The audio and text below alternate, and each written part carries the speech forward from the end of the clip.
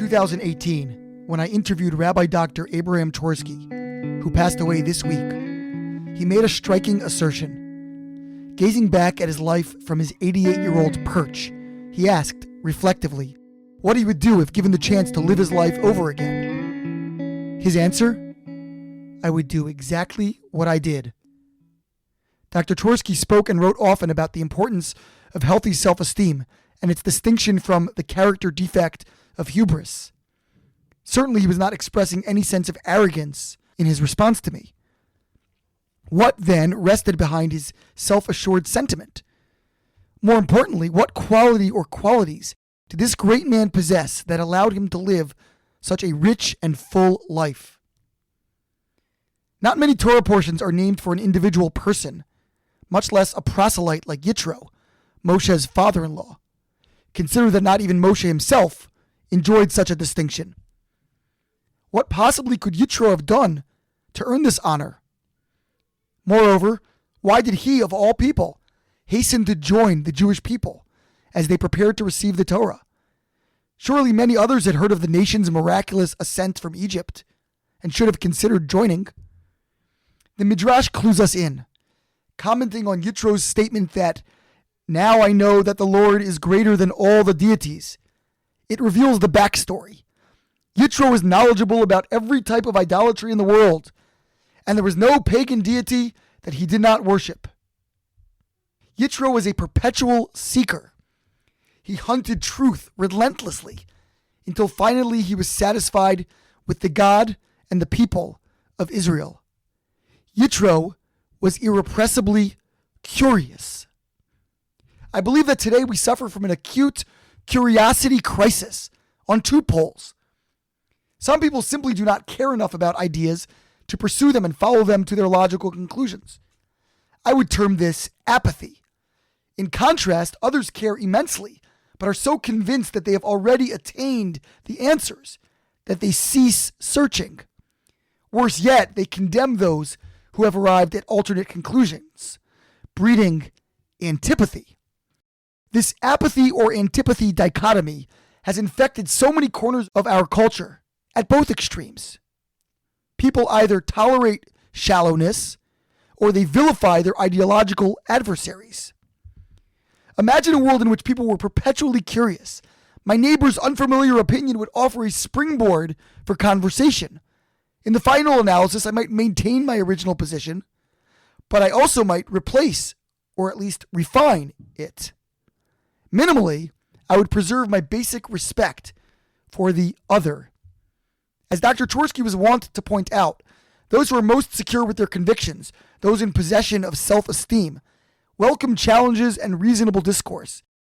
They are also disposed to modifying their beliefs upon new or better information, more convincing arguments, or life experience. This humility is a result of healthy self-regard and is the antithesis of the hostility endemic to our contemporary environment. In the Jewish arena, I often lament that so many parents experience Judaism only vicariously through their children in Hebrew school or other such engagements. Invariably, this leaves many adults with a juvenile impression of our very substantive faith. But a curious soul will not settle for a vicarious or subordinate connection to his or her spiritual inheritance.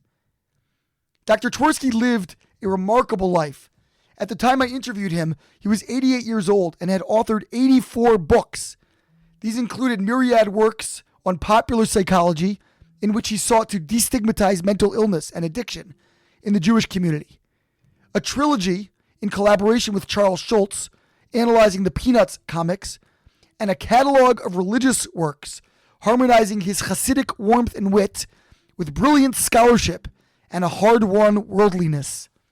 In his own Torah commentary, Twersky on Chumash, Dr. Twersky underscored the centrality of curiosity, relating it to our current portion. Early in the reading, Yitro suggests that Moshe establish a court system, delegating out the torrent of routine cases, thereby freeing him to focus on the most intractable disputes. Moshe implements this suggestion, but we are left wondering, could he not have come up with this efficient solution himself? Dr. Twersky answers that clearly Moshe could have conceived of this idea, but the Torah specifically wanted to demonstrate his readiness to learn from any person. Regardless of how wise and learned a person may be, he writes, one should always be willing to learn from and to consult with someone of lesser stature. We should be always teachable. And, lest one worry that such a posture demeans one's self-esteem, he adds, people with a healthy ego have no problem asking anyone for advice. As a psychiatrist for some 60 years and a consummate student of the mind, Dr. Twersky certainly was aware of the research connecting curiosity to achievement and longevity.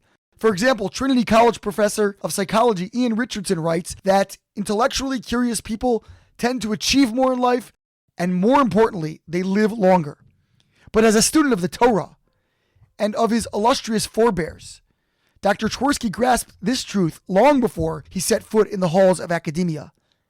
Given his disposition towards lifelong learning, it is no wonder that he reached into his 10th decade, profoundly productive till the end. Dr. Twersky bequeathed so many gifts to the Jewish community and to the world. Most of us would be hard-pressed to replicate his authorial output or even his other signature life achievements. But certainly we can emulate his inquisitiveness, his abiding love of learning and growing and working to change himself and the society he encountered. Yehi Zichro Baruch, may his memory be for a blessing.